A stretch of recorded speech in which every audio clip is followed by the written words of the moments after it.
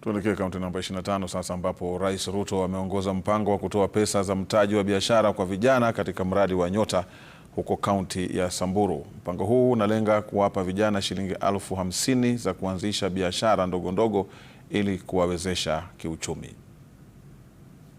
For a very long time hatukukuwa na mpango ya vile vijana wanaweza kufanya kazi katika program ya digital jobs. Nchi ya Philippines, they have perfected how to work in the diaspora and how to work on the digital platform.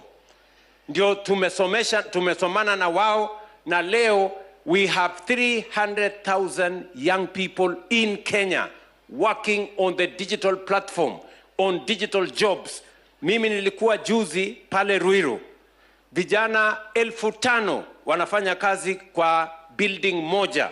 Nilienda kufungua ya CCI, mambo ya business process outsourcing, digital jobs, Jitume Center, ICT hubs. Ni program ambayo tuna roll out kama serikali ya Kenya.